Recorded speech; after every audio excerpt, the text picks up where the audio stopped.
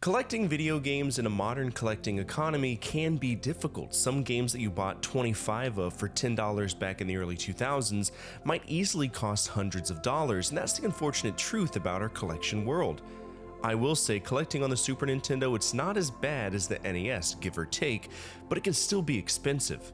Now, if you've seen my NES episodes about the most expensive, I broke it up into 3 different ones: games that are practically expensive, games that are impractically expensive, and the holy grail items.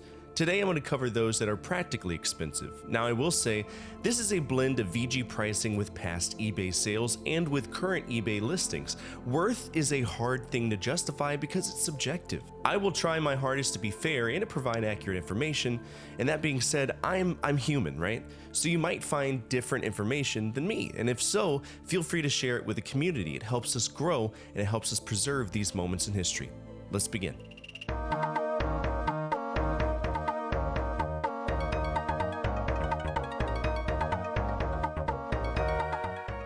We all know Street Fighter II, it's the golden standard for tournament fighters, and the functionality of the game came down to a programming choice that has become the accepted standard for every fighting game since.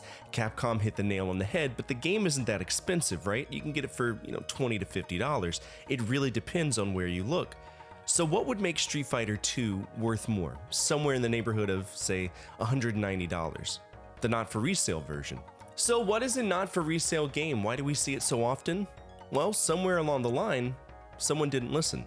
You see, sometimes not-for-resale games were the result of a bundled package. For example, Sonic the Hedgehog, not for resale, was due to it being in a bundle, so you couldn't sell it by itself at full MSRP. But a majority of those fancy not-for-resale games involved retail demos that were provided to department stores to show off the hardware, and after a specific point in time, those department stores were supposed to return them to the manufacturer. Here's the thing, a lot of stores didn't, and now we have a secondary market, one that's far more rare and valuable than the public release of games, and that's just the way that it is. The retail demos for Super Nintendo are still the full games, so if you have the not for resale, it'll play exactly the same as a normal SNES release of the same thing. It'll just be worth a little bit more.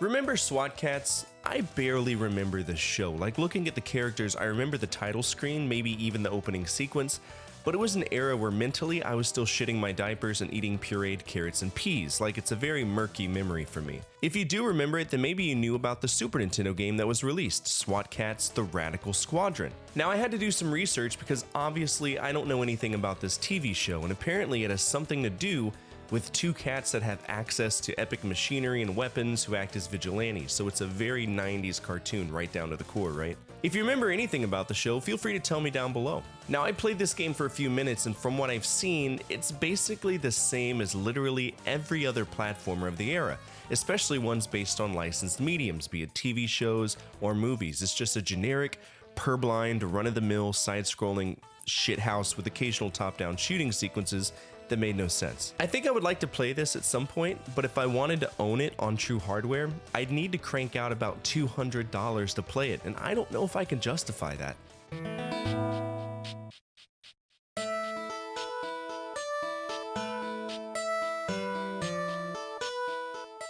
This is an obscure one, so obscure I didn't even realize who made it, but once I saw the box, it screamed Titus, or Titus, I don't know how to pronounce it.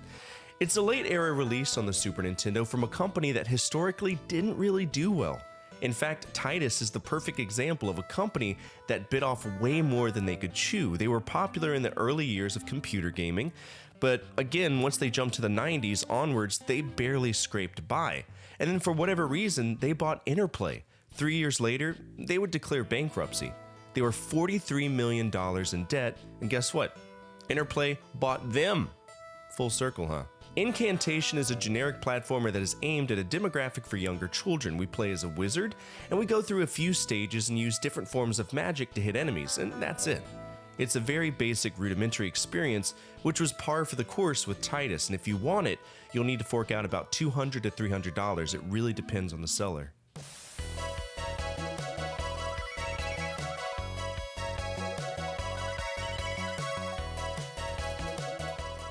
Mega Man 7 is expensive for a few reasons, all of which tended to compound, right? The first was that Capcom was going through some shit in 1995. Keiji Inafune, or NAF King if you pay attention to the credits, wanted to hand off the project to somebody new, namely Hayato Kaji. Secondly, the US market sales for Capcom games in 1994 did not meet the supply for rich bald men in boardrooms, so Capcom of Japan didn't even want to release it, but the fans wanted it, so they shipped it at a supply that wasn't nearly enough for that demand. Now, for $230, I could buy so many Super Nintendo games, or I could just get Mega Man 7, which was the first entry in the series to jump to the Super Nintendo. It's also a direct continuation of Mega Man 6. Dr. Wily is in jail, and because he figured out one day society would be done with his bullshit, he preemptively programmed 4 robot masters to go find him. Those robots would be Burst Man, Freeze Man, Cloud Man, and Junk Man. The whole gimmick, at least from what I remember, is that if Wily didn't talk to them for 6 months, a protocol would activate. And holy shit, we have a plot. And it's a plot that fits the bill for, the franchise to date. It's an expensive game, and honestly, between me and you, Mega Man 7 has been on so many compilations now that for a fraction of the cost, I can just, stream it on an anniversary collection, which is probably what I'm gonna do. The most recent Mega Man game was Mega Man 11, and people liked it. It's pretty neat, and it felt like a nod back to when Mega Man was fun.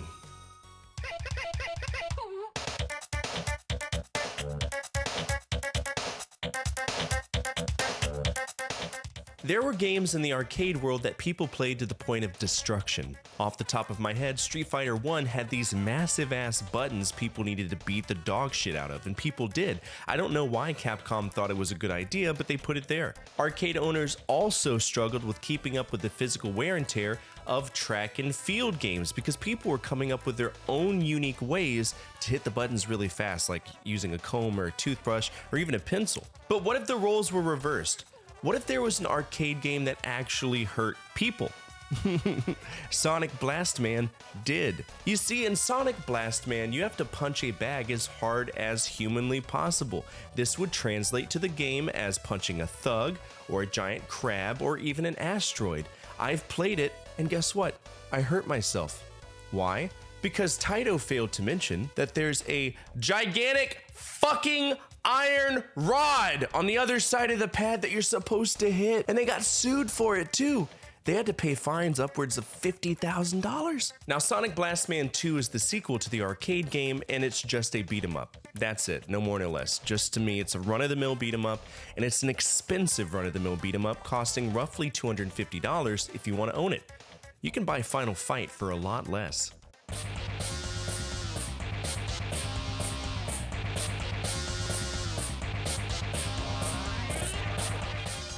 R-Type has always been Irem's answer to Gradius, and if you ask me, it's a pretty solid contender. If you've watched my videos, you know that I'm not a huge fan of horizontal shooters, mostly because I feel constricted by the top and bottom death zones, which all but encompass most horizontal shooters, but R-Type is a lot like Gradius. It's modern enough to make me forget about literally all of that, with badass power-ups, banging music, and great sprite work. R-Type 3, The Third Lightning, is the third game in the franchise, and it introduced quite a few different forces. Forces being the extra ball that floats around the ship that you're controlling. It's essentially a second set of guns, and you'll need it because Irem made sure that a metric fuck ton of stuff comes flying your way. The new forces are Shadow and Cyclone, and they're awesome, trust me. This game is worth owning, but bear in mind you'll pay roughly $250 for it. The most recent R-Type game to see the light of day was R-Type Final 3 Evolved in 2023, so this is still a franchise that thrives to this day, and that's a good thing.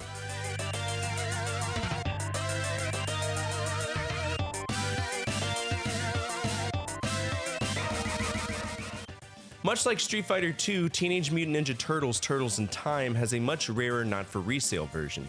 The original one, much like Street Fighter 2, at the most will set you back $50. It's still a high-visibility game, and it should be. It's an awesome time on the Super Nintendo. But if you want the elusive not-for-resale version, you're going to spend a little bit of money, $250, about the same as R-Type 3. This game is a core memory for me. I remember playing the arcade version of this in Chuck E. Cheese in the mid-90s, and it was a blast. If I could have owned this at home, I would have lost my mind as a kid. The Super Nintendo game is fairly loyal to the arcade version as well. The only major changes are 2 non-fighting stages, Sewer Surfin' and Neon Knight Riders. They're more like bonus stages, and there are different enemies. and because it's a home console port of the arcade version, there are a few extra features, like a time trial and a versus mode, which I found to enhance the replayability of a game that's already awesome. I think it's funny to talk about this game because some people prefer the Genesis iteration that came out around the same time, Hyperstone Heist. Which one do you prefer?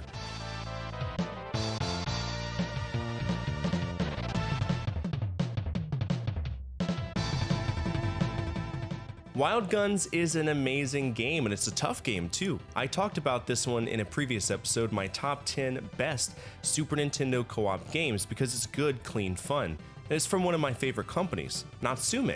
I know I sound like a fanboy for Natsume, but when you spend so much time playing games from well-known developers, it's really cool to find that company that consistently gives a damn, and to me, Natsume is that company. Wild Guns itself, we play as either Annie or a bounty hunter Clint, who are going on a revenge mission to find whoever killed Annie's family. Now this could have easily just been a Wild Western game, but no, Natsume, they wouldn't settle for that.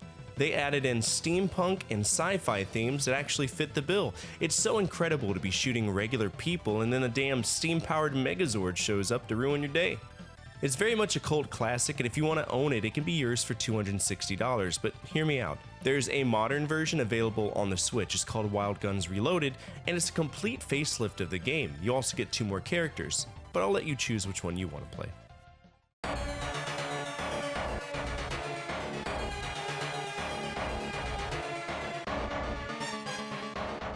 Super Turken is a weird one because there's 2 Super Turkens in the franchise, right? The first was on the NES, and the second was on the Super Nintendo. But let's play some catch up. The original Turken was very much a computer game. In fact, it started on the Commodore 64, created by Rainbow Arts. As time went on, there was a distinct interest in keeping the Turken series on the Genesis and the Mega Drive. The original Turken, Turken 2, and Mega Turken were all on the Mega Drive at some point. However, the NES Super Turken is basically the first 2 levels of the original one, right? And it was only released in Europe, so for us folks in America, the only Super Turken we knew was the Super Nintendo one. But now we have the sequel, so not only do we have 2 Super Turkens in existence on 2 platforms, we have 2 Super Turkens on the Super Nintendo. I know it sounds confusing, but this game is pretty awesome. It's a run and gun with time pressure, and to me, it's the best out of the entire franchise. The music by Chris Hulsbeck, in my opinion, is one of the greatest soundtracks on the Super Nintendo. Everything feels right about this, and the only thing I didn't like is that we can't aim in all directions like Contra. So unfortunately, I think Contra did it a little bit better. This game will run you 280 on average, with CIB copies going up to 1,000 plus.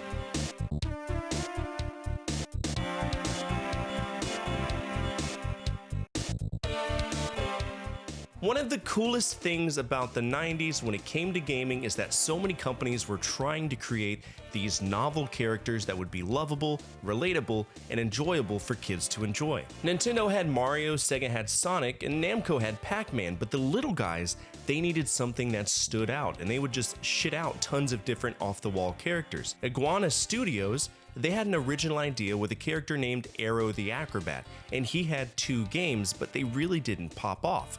So Iguana made another game that spun off from Aero the Acrobat with another character named Zero the Kamikaze Squirrel, which guess what?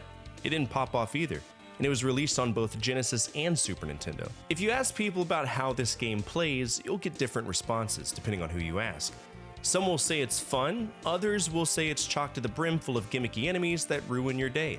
By the way, nice to meet you, I'm Others. I think this game is donkey shit, but my opinion doesn't matter. This isn't an editorial video, but don't be surprised if you see it on one of my 10 episodes about Super Nintendo games to avoid. If you want to endure the buffoonery that Zero the Kamikaze Squirrel will send your way, then be prepared to shell out $300. Loose! And that's it for today's list. What did you think of it? The Super Nintendo market has been hard to nail down recently. It changes what seems like every day, and honestly, by tomorrow, this list could be outdated. That's the beauty of a dynamic collection economy. What's your most practically expensive game that you own, loose or CIB? I'd love to know down below, and I know that everybody else will. This is an opportunity for you to cut loose and brag. I know we're all about that here. If you made it to the end of this video, you're home already. We're a community of folks who really enjoy remembering a time when life was a little bit easier to live. So feel free to subscribe as we continue our journey to 8,000 subscribers.